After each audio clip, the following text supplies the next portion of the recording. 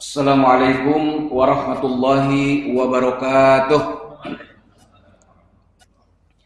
Alhamdulillahi rabbil alamin. Asyhadu an la ilaha illallah al-malikul haqqul mubin. Wa asyhadu anna sayyidana wa maulana Muhammad Rasulullah sallallahu alaihi wasallam nabiyyun ursila rahmatan lil alamin. Rabbi shrah li sadri wa yassir li amri wahlul 'uqdatam min lisani yafqahu qawli, amma ba'd.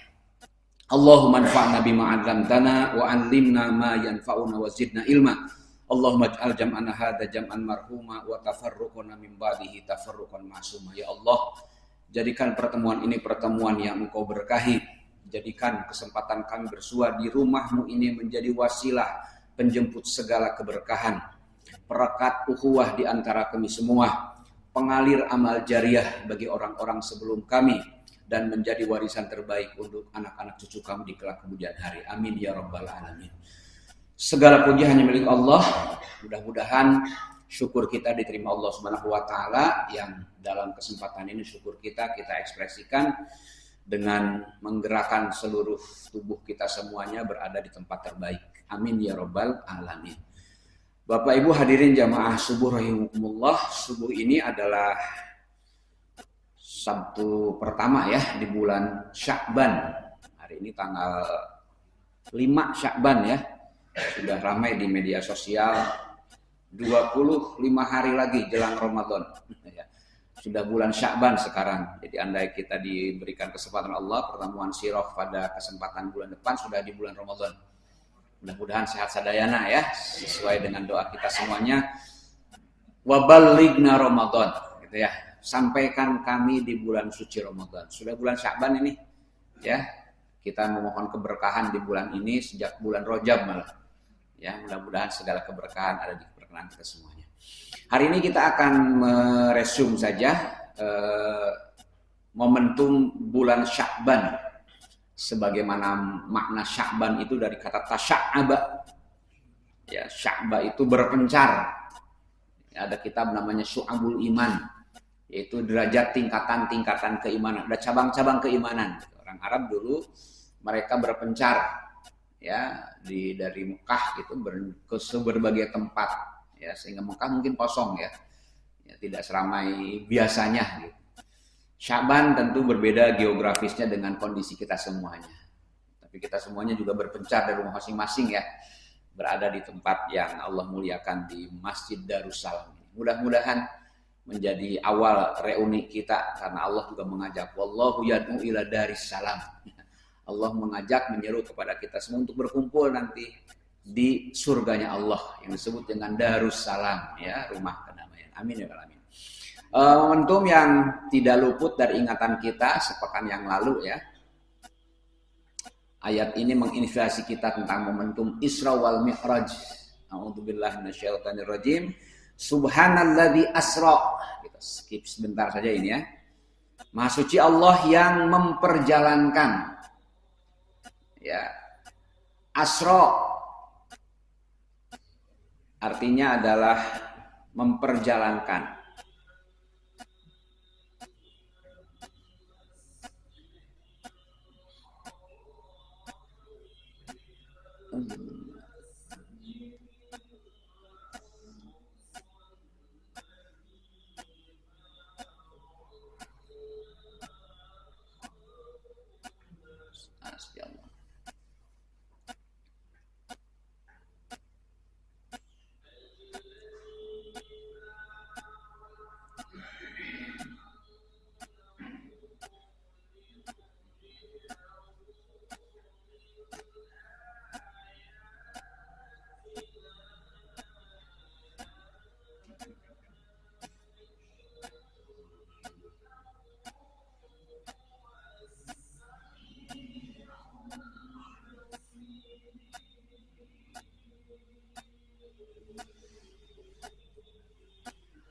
Shadaqallahul adzim ya. Kata pertama, Maha suci Allah.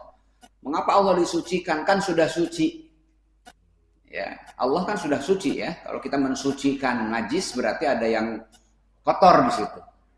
Tapi subhana, kita sedang memprotek, memelihara Karena boleh jadi kesucian Allah terkotori oleh niat kita, terkotori oleh pensifatan, ya, sesuatu yang tidak layak, sehingga Allah ditempatkan pada tempat yang tidak semestinya. Maka Maha Suci Allah bukan menggugat kesuciannya, ya, tetapi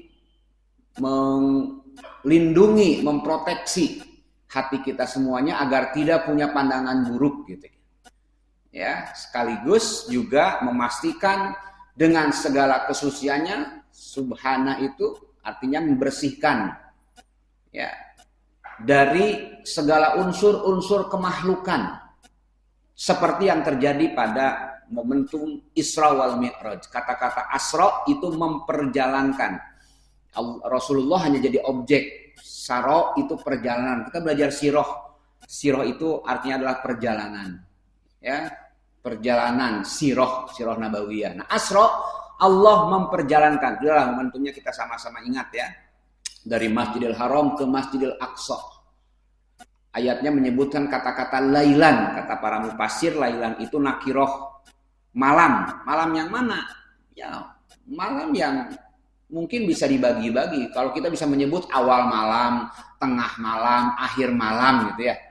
Nah, Allah menyebutkan kata-kata lailan, hanya satu bagian kecil dari malam saja. Dan ini yang menjadi pokok dari kemukjizatan baginda Rasul dalam perjalanan ini. Dari Masjidil Haram ke Masjidil Aqsa. Kita bersyukur, ya, ada saudara kita yang akan berumroh ke Masjidil Haram. Ini fokusnya, ya.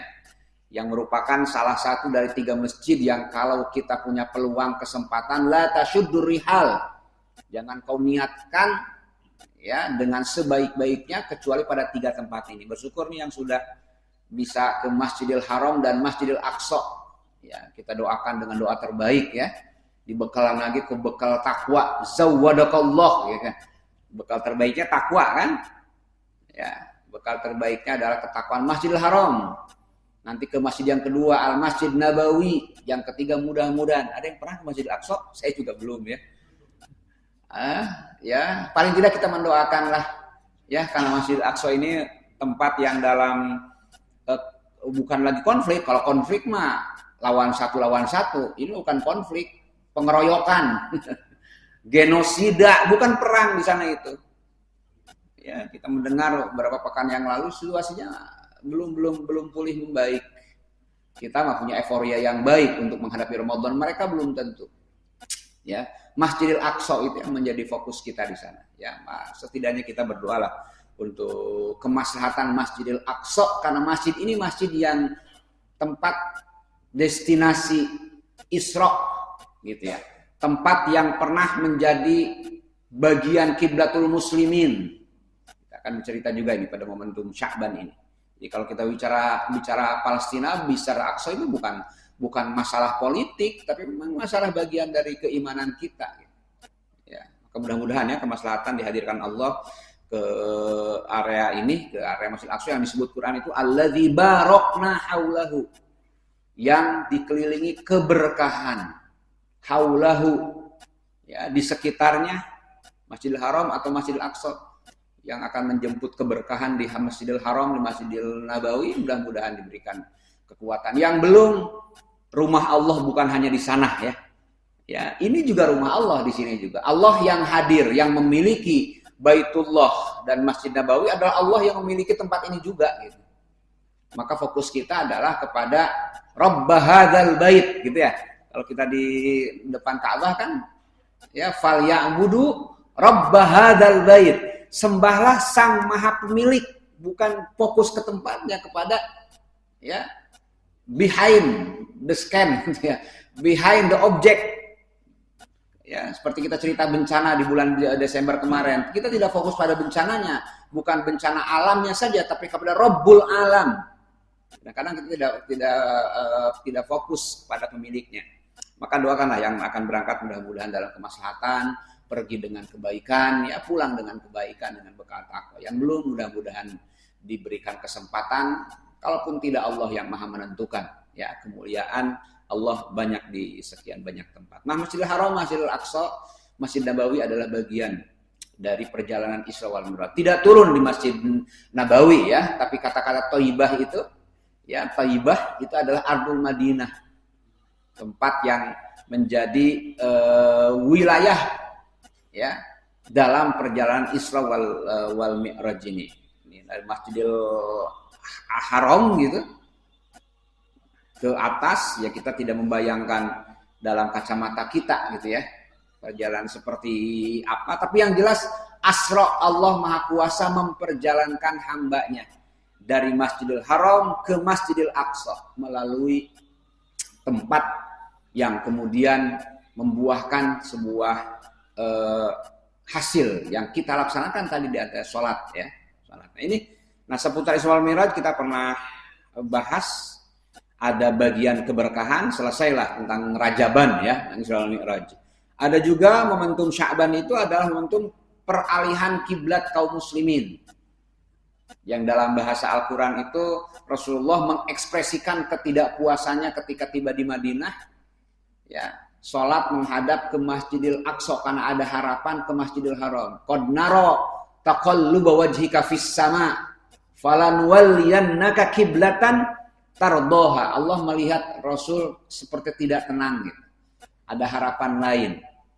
Allah nanti mengabulkannya. Fawalli wajhaka syatrul Masjidil Haram, maka arahkan wajahmu ke Masjidil Haram. Sampai sekarang tempatnya, nanti yang mau umroh akan dapat ya, Masjid Kiblatain. Ya, saat SK perubahan arah kiblat gitu dari Masjidil Aqsa ke Masjidil Haram terjadi pada bulan Sya'ban ini. Ya, pada bulan Sya'ban. Kita anggap selesai dulu dengan Isra wal Mi'raj ya.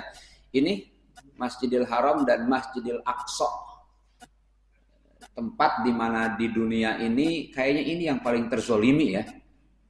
2 tahun terakhir ini luar biasa kita lihat kezaliman hukum internasional, pembelaan kepada mereka yang zolim ya.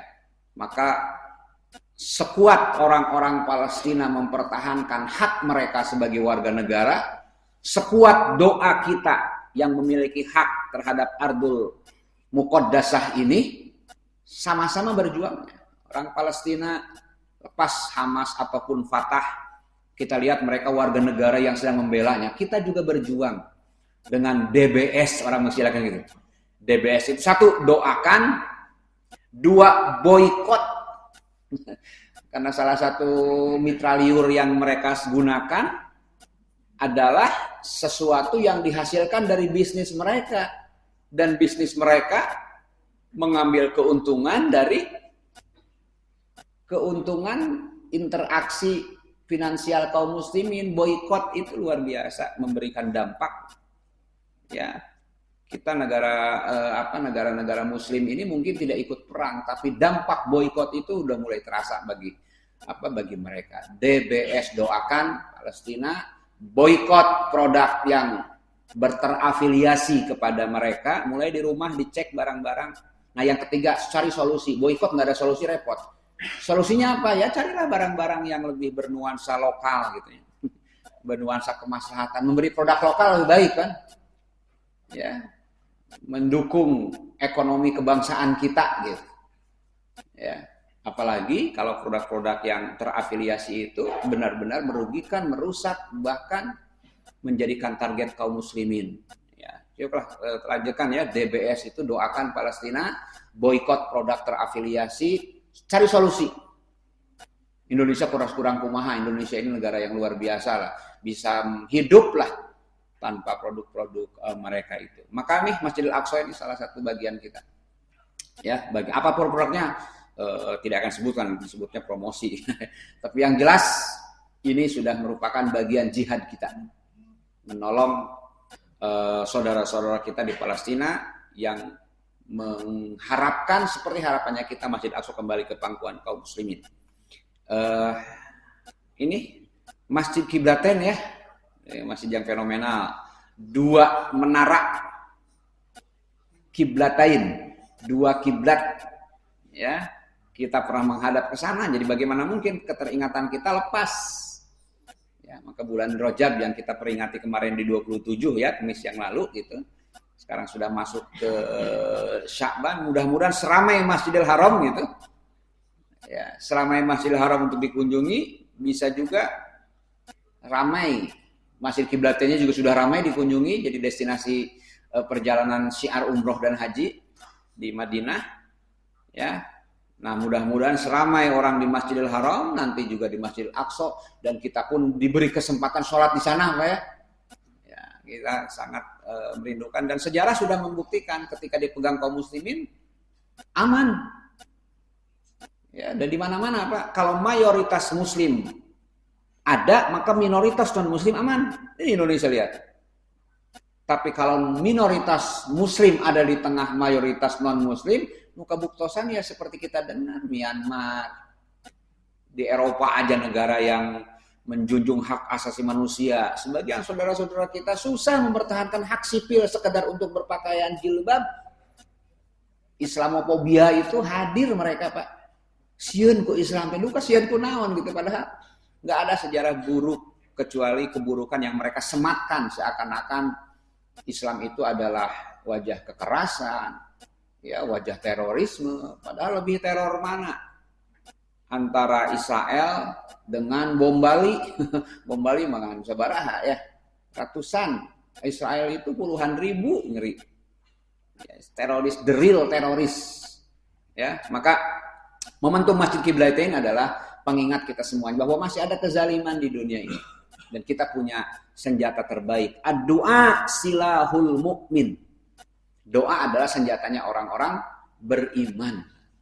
Ya, senjata orang beriman. Maka momentum Isra wal Mi'raj, bulan Rajab mengingatkan kita pada dua peristiwa. Satu, Isra wal Mi'raj yang menyebutkan tentang Masjidil Aqsa dan Masjidil Haram. Yang kedua, momen peralihan kiblat. Ya, momentum peralihan kiblat ini juga mengembalikan kita ingat lagi kepada Palestina dengan Masjidil Aqsa, ya, yang menjadi dambaan kita semuanya. Momentum Isra wal Mi'raj yang rajin kita peringati, ada beberapa hal yang kadang-kadang luput dari peringatan kita, bahwa momentum ini, nah ini peristiwa yang ketiga yang ingin saya sampaikan, bagaimana suasana yang menjadi wasilah sebab gitu, tidak ujug-ujug. Ya, Rasulullah berada, kalau tadi di tentang perjalanan peralihan kiblat itu Allah menyebutnya qad nara taqalluba wajh. Allah melihat Nabi Muhammad gudah gulana. Ya, maka diberi hadiahnya kiblat alihkan gitu. Dari Masjidil Aqsa ke Masjidil Haram. Tenang Rasul. Nah, ada kegundahan yang kedua yang berbuah perjalanan Isra wal Mi'raj. Kita bicara asbab sekarang sebab. Yaitu peristiwa yang disebut dengan Amul Huzni. Tahun duka cita, ya, yang ditandai dengan ini, sosok ditinggalkannya saudara kerabat karib yang bernama Abu Thalib,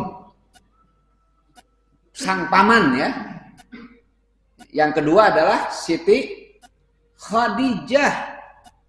Jadi luar biasa ikatan kekerabatan itu berpengaruh, maka kudu dipeliharanya dulu rantai gitu. Karena ini berpengaruh Pak ke kekeluargaan itu. Kita lihat di peristiwa bencana kemarin, betapa ada sinyal cinta yang diperlihatkan Allah kepada kita ya. Bagaimana seorang suami mencari istrinya, seorang anak menggali tanah menggapai tangan ibunya, seorang ibu yang menyelamatkan bayinya disangsangkeun dina tangkal gitu. Ada sinyal kasih sayang yang diperlihatkan kepada kita. Betapa hubungan keluarga itu akrobin. Ya, makanya kita kemudian memperkuat ikatan keluarga itu dengan berbagai bentuk. Indonesia alhamdulillah punya tradisi, ya, tradisi mudik. Mudik itu kan maknanya silaturahim kerabat itu. Ya. Ini yang dijadikan sebagai sebuah gambaran bagaimana hubungan kekeluargaan ini pernah terbangun pada masa Rasulullah. Sosok yang boleh jadi nanti ada perdebatan tentang sosok Abu Thalib itu. Tapi ada hal yang tidak bisa dipungkiri bahwa Abu Thalib sangat menyayangi kepada Rasulullah. Walau dalam keadaan yang tidak berada. Abu Thalib itu orang miskin. Bapaknya Ali. Ya, tapi kasih sayang kepada Rasulnya luar biasa. Ya, Kita lihat, kita lihat hubungan kasih sayang satu dari aspek keluarga. Yang kedua dari kasih sayang yang terbangun. Hingga Rasulullah mengembalikannya dengan perasaan duka saat ditinggalkan. Sedih, Pak. Apalagi ketika Siti Khadijah meninggal dunia. Sosok yang menjadi tameng perjuangan, terdekat, penglipur lara, ya. Pendorong, pemberi motivasi, pemberi fasilitas bahkan. Siti Khadijah ini. Ya. Maka ketika beliau meninggal dunia ditambah dengan sang paman, tahun tersebut disebut dengan sambutan Amul Huzni, tahun duka cita. Ya, terpukul Rasulullah gitu. Ya, terpukul Rasulullah SAW dalam keadaan yang sangat luar biasa.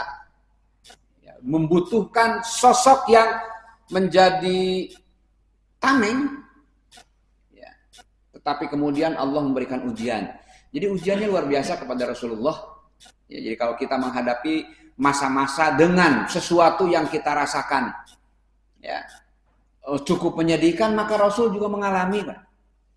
Ya, mengalami masa-masa yang disebut dengan tahun kesedihan atau Amul Huzni ini. Jadi Rasulullah dakwahnya tidak tenang-tenang saja, tidak senang-senang selalu gitu. Ada sesuatu yang membuat tempat yang begitu indah diidam-idamkannya berbuah menjadi ajang penyerangan, ajang persekusi, kekerasan. Bahkan yang puncaknya nanti kan Rasulullah pindah dari Mekah ke Madinah ya. Mengapa? Diburu, dikejar-kejar, dikepung rumah Rasulullah dalam peristiwa hijrah itu kan. Jadi alhamdulillah dakwah kita tidak seperti itu ya. Islam kita tidak mengalami naudzubillah lah. Kita dari tengah masyarakat yang yang luar biasa seperti ini. Maka sikap kaum Quraisy terhadap Rasulullah sepeninggal Abu Thalib sangat dirasakan perbedaannya. Ya, ada pemboikotan, ada penyerangan, bahkan bukan hanya kepada umatnya, kepada Rasulnya sendiri. Ya, dalam perjalanan sampai Rasulullah melakukan hijrah masih dikejar-kejar kan, ada Suraqah namanya. Ya, yang mengejar Rasulullah SAW setelah Abu Lahab, Abu Jahal, dan abu-abu yang lainnya gagal menangkap Rasulullah gitu. Maka momentum ini kemudian membuat Rasulullah manusiawi pindah. Ya, dihijrahkan kaum muslimin. Dulu kita bicara pernah dipindahkan ke kota ke negara Habasyah ya. Pindah nyebrang lautan, Rasulullah tidak ikut. Rasulullah jaga lembur di Mekah. Ya, Ja'far berangkat. Ya, memimpin rombongan ke Habasyah. Dapat suaka, tapi negeri orang. Ditunggu balik lagi. Ternyata masih seperti itu lagi. Hijrah Rasulullah SAW ke sebuah tempat namanya Taif, betul ya? Hijrah kedua ini. Taif. Ya, yang diperkirakan di tempat itu Rasulullah akan menerima keadaan yang begitu nyaman. Tapi di tempat ini menghiasi Amul Huzni ini, tahun-tahun kesedihan ini masih mendapatkan perlawanan. Kalau hari ini kita lihat kota Taif seindah ini, ya, destinasi yang hijau. Saya ketika Taif tahun 2002 itu lihat Tangkal Cau, Pak, ada pohon pisang. Itu kota buah-buahan. Taif itu kan kota yang dikelilingi benteng dulunya. Rasul dulu mengharapkan, tapi sampai di sana bukan hanya orang tua, anak-anak mengejar-ngejar. Bayangkan, saldugi kabarudak muda Rasul ditemani oleh Zaid bin Harithah yang melindungi Rasulullah. Di tempat ini bagaimana? Sedih. Diperlakukan semena-mena di Mekah ke tempat yang baru. Ya. Ke tempat yang baru di Taif suganteh gitu. Tapi ternyata inilah Amul Huzni, Pak, bayangan yang diharapkan. Jadi kita bersyukur, Pak, Islam kita tidak mengalami fase-fase inilah. Ya. Kita sedang berupaya mengistiqomah dalam kebaikan, maka kemudian Rasulullah dalam keadaan yang pasrah, dalam keadaan yang hampir tidak punya kekuatan, sempat berdoa kepada Allah. Ya, ashku dha'fa quwwati ya Allah, aku adukan kepadamu lemahnya diri ini. Ya, kilatahilati, hampir tidak ada usah capek. Cek Sunda naon beak dengkak gitunya. Apa yang harus kulakukan lagi? Ya. di kota Taif ini tempat yang diperkirakan sampai kita dengar kisahnya ada tawaran malaikat Jibril untuk mengangkat bukit, menimpakan, tapi doa Rasul apa? Ya, tidak seperti yang ditawarkan. Rasul lebih memilih suatu saat nanti akan diharapkan ada orang-orang yang terbaik lahir di tempat ini. Lahir dalam sejarah namanya Ibnu Abbas kan ya, ketika ke Taif kan di balik gerbang itu ada makam yang memang tidak kelihatan. Makamnya itu hanya di balik benteng gerbang Taif, di samping perpustakaan sebelah kiri itu ada makam Abdullah bin Abbas. Abdullah bin Abbas sosok ilmuwan luar biasa, mufassir pertama di tempat itu. Abdullah bin Abbas lahir dari tempat yang ternyata dianggap buruk, dianggap benci Rasul. Ketidakputusasaan membuktikan bahwa di balik semua itu kalau Allah berkehendak, maka koneksinya hubungannya dengan Allah gitu. Di Taif inilah dalam keadaan yang begitu mencekam. Ya, ini katanya ada batu. Ya ini hanya sekedar postingan ya.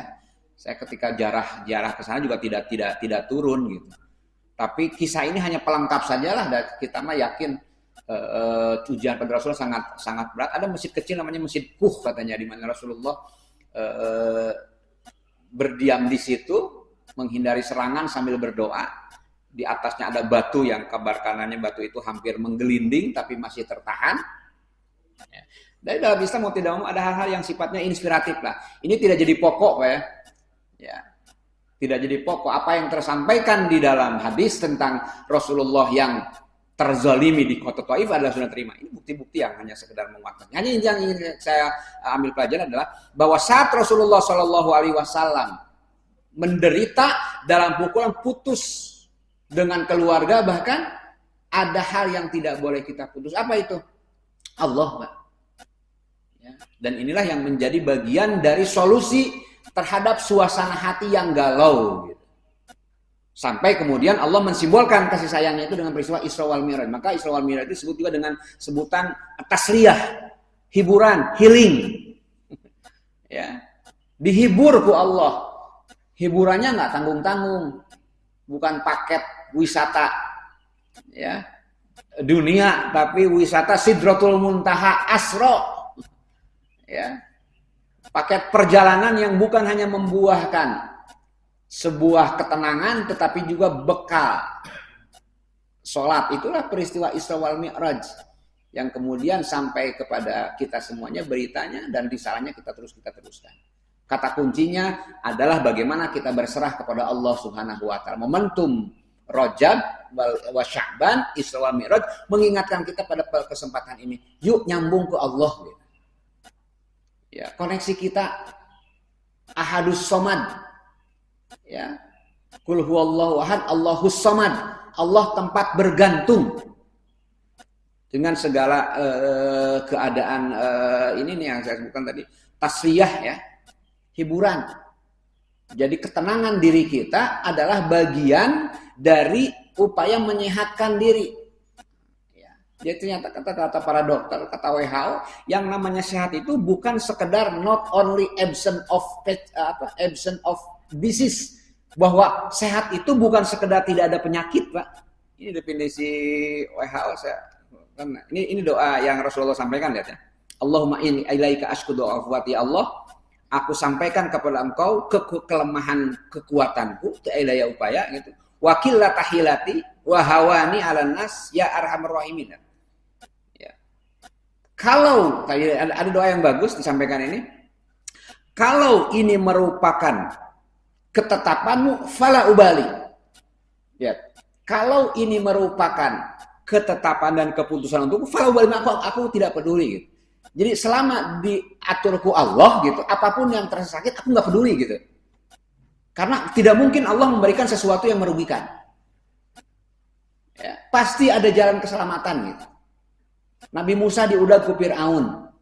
Allah berikan selamat, laut terbelah gitu ya. Nabi Ibrahim ya dibakar, tapi Allah yang menyelamatkan gitu. Sekian banyak kisah-kisah yang bisa kita ungkap, kisah kita terima gitu tentang kemahabesaran Allah Subhanahu wa taala. Fala ubali. Maka ternyata orang sehat itu bukan hanya sekedar tidak ada penyakit. Saya simpulkan, keadaan sehat menurut WHO itu satu, tidak sakit, tidak cacat, tidak lemah, jelas. Ini yang berikutnya, sejahtera secara sosial, interaksi, Pak. Bahasa Islamnya silaturahim. Jadi yang disebut sehatnya adalah diantaranya, cirinya ini kata WHO adalah punya interaksi sosial, Pak. Bahasa Islamnya kan silaturahim. Jadi kalau hanya sekedar jag-jag, tak ada penyakit, tapi cicing di imah. Tidak punya interaksi, mager. Malas bergerak. Ya. Itu nggak sehat. Ini bukan kata agama, kata WHO. Ya. Tetapi punya interaksi sosial. Ya. Yang berikutnya adalah bahagia secara rohani. Mental. Hari ini kan ada hari kesehatan mental, Pak. Diperingati, saya bulan apa itu? Bulan September, saya lupa tanggalnya. Hanya orang menyebut hari kesehatan mental. Karena hari ini ternyata banyak orang yang sehat secara fisik, tapi sakit secara mental. Ada rumah sakit fisik, tapi ada juga rumah sakit jiwa, kan? Ya. Rasulullah mengalami masa ketergangguan itu. Ya tentu kita tidak ibu sakit mental, ya. Tapi huznun, kesedihan adalah salah satu indikator ada ketidaktenangan. Hanya Rasul punya solusi gitu. Dan penyakit itu kan nurun, nggak urang ayeuna. Penyakit itu kan ada penyakit fisik yang terselesaikan dengan medis gitu ya. Ada penyakit yang solusinya adalah kita. Ya, inilah yang disebut tadi dengan penyakit rohani. Ya. Yang kemudian obatnya adalah la syifaa illa syifa'uk, yang kemudian Quran menyebutnya syifaun lima fis sudur. Quran itu adalah obat dari penyakit sudur, lima fis sudur, sesuatu yang dalam batin kita. Maka sebulan lagi kita akan masuk ke bulan Ramadan nih, masa-masa terapi pemulihan. Ya, pemulihan tentang kesehatan yang harus kita pertimbangkan, yaitu kesehatan secara mental. Kita dilatih siap-siap, mulai berlatih sekarang di sini, malah alhamdulillah ya. Saya tadi 3:30 ke sini sudah ramai masjid. Ya, di sebagian orang banyak nunggu hudang subuh teh engkewe. Ya, pas Ramadan gitu. Maka ada baiknya persiapan Ramadan dimulai dari sekarang, mulai mengagendakan bangun sepertiga malam terakhir, ya. Bahkan Rasulullah sudah mempersiapkan dengan memperbanyak saum di bulan Sya'ban. Ya, ada banyak hal, kegiatan fisik, sholat sudah mulai, sholat rawatib kita diperbanyak ya. Momentum pertandingan nanti di bulan Ramadan gitu, bahkan momentum bersedekah sudah dipersiapkan. Ya. Hal-hal yang membuat hati kita ini tenang, hati kita ini nyaman. Nah, jangan sampai situasi yang bisa datang kepada kita tanpa kita sadari, ya, memukul nurani kita, menampar wajah batin kita, kemudian kita tidak kuat. Rasulullah masih berdoa, Allahumma inni ashku du'afa quwwati. Ya Allah, aku ini lemah secara fisik kekuatan. Tetapi kalau ini merupakan ketetapanmu, engkau tidak akan membiarkan gitu. Fala ubali, aku tidak peduli lah. Karena pasti engkau akan memberikan solusi. Maka sirah adalah bagian dari rekaman kehidupan Rasulullah SAW yang kita ambil hikmah di dalamnya. Ya, ada masa-masa di mana kita semuanya akan berpindah dari keadaan satu ke keadaan yang lainnya. Rasul menyebutnya dengan ungkapan ini, igtanim khamsan qabla khamsin. Ingat 5 perkara sebelum 5 perkara. Bisa bolak-balik ya. Ya, siap-siap ini. Kaya sebelum miskin, gina uka qabla fakrik. Gina dalam pengertian cukup. Ada orang-orang yang tiba-tiba kaya, ya, sebelum jadi pejabat sekian kekayaannya, setelah jadi pejabat meningkat, kapanggih ku KPK turun deh. Gina uka qabla fakrik, mending kalau didapatkan dari yang halal. Kalau orang yang mencari yang halal pasti dia akan menyisihkannya, ya, keadaan itu menitipkan kepada Allah. Kalau kata Pak Quraisy, orang yang bersedekah itu seperti orang yang mau naik pesawat. Bawaannya banyak pasti ditimbang, kena cas kan? Tapi kalau barangnya itu dititipkan ke orang lain, nanti di destinasi terakhir di bandara tujuan diambil lagi barangnya. Seperti itulah kita menitipkan rezeki kita pada orang lain. Saya yang akan ngambil, kita juga kan. In ahsantum li anfusikum. Ya, kaya sebelum miskin, sehat sebelum sakit. Suasana sehat kita akan dihantui juga dengan perasaan sakit. Tidak sedikit orang-orang yang hari ini sehat tiba-tiba gitu ya. Sekarang rumah sakit makin bertambah banyak. Ya. Rumah sakit makin bertambah, tapi kan kita tidak berharap ke rumah sakit. Ya. Ke rumah sakit ngantriannya luar biasa. Ya. Maka Rasul mewarning, awas sehatmu sebelum sakitmu. Gitu. Maka bersyukur kita masih punya keistiqomahan dalam amal soleh seperti ini. Setidaknya ketika sehat kita berinvestasi. Mudah-mudahan ketika sakit alirannya tetap ngalir gitu. Mungkin di antara kita sekarang ada orang-orang yang tadi kita doakan sakit. Niatnya mah hoyong ngempel, hoyong ngaos. Tapi fisik, raga tidak mengizinkan, Allah akan mengalirkan niatnya itu menjadi amal soleh setara dengan kita yang hadir seperti sekarang. Ada yang orang-orang yang sudah membiasakan dengan hal-hal seperti itu gitu. Ya, dengan kebaikan. Ya muda sebelum tua, ini juga relatif usia tua hari ini tidak diwakili oleh usia. Ada orang-orang muda tapi kemudian kelakuannya tua gitu ya. Muda penyakitnya tua. Sekarang ada penyakit jantung usia 30, Pak. Di Jakarta anak-anak SD hampir sekian persen udah kena obesitas. Anak-anak sekolah, anak-anak SD itu. Ya. Muda sebelum tua. Ya, bagi kita muda adalah kesiapan kita untuk muda kapan. Lapang sebelum sempit. Ya, ada kelapangan, ada kesempitan. Sekarang kita leluasa masih berlapang-lapang seperti ini. Di Palestina, di sekian banyak tempat ada sangat susah mereka untuk ke masjid. Kita masih leluasa ke masjid bebas di tempat-tempat lain. Ya, kesempatan itu masih Allah hadirkan, masih bisa berjalan, masih bisa melakukan amal soleh, kelapangan kesempitan. Nah terakhir ini, lamun tos cunduk kana wangtu ninggang kana mangsa gitu ya. Idza jaa ajaluhum la yastakhiruna sa'atan wala yastaqdimun, kalau sudah tiba masanya bila ijra'il ya, datang mengambil jasad terbujur di pembaringan. Rasulullah mah izin heula malaikat Ijra'il ya ketuk pintu dulu ke kita. Boro-boro izin ya. Maka hidup sebelum mati. Kita mengambil ibroh dari pelajaran orang-orang terbaik. Maka tadi Pak Jawan menyampaikan, yuk doakan orang-orang kita yang sebelum ini. Allah maghfir lana man sabaqona, orang-orang yang terdahulu. Ya, orang di kalangan kita, karena kita berhutang kepada mereka, hidup sebelum sebelum mati. Ya, 5 poin ini menjadi bagian poin penting dari rasa syukur kita kepada Allah Subhanahu wa taala. Sirah tidak hanya sekedar rekaman perjalanan masa lalu yang kita ingat dalam memori masa lalu, tetapi juga menjadi bagian yang terbaik untuk kemudian kita lakukan. Ya ayyuhalladzina amanu taqullaha wal tanzur nafsum ma qaddamat ligod. Hai orang-orang beriman, bertakwalah kalian kepada Allah. Wal tanzur, lihatlah ma qaddamat, sesuatu yang di belakang, ligod, untuk kita berjalan ke depan. Duka sabaraha kali rajaban urang teh. Entah Isra wal Mi'raj yang keberapa kita peringat sekarang. Dan entah berapa lagi. Ngajian lalu di sebuah majelis saya menayangkan rekaman para artis yang meninggal tahun 2025. Saya sebutkan artis gitu ya. Ada siapa itu, Kang Mus, orang Bandung katanya. Sebelumnya Kang Gobang. Saya nyebut artis itu karena kita ingatannya bisa sama gitu ya. Kalau saya nyebut tetangga saya, Bapak kan tidak tahu gitu. Emilia Contessa, Titi Puspa, hampir 8 Pak. Ya. Kita alhamdulillah di 2026 ini. Maka yuk berjalan melihat ke belakang, ligot untuk ke depan.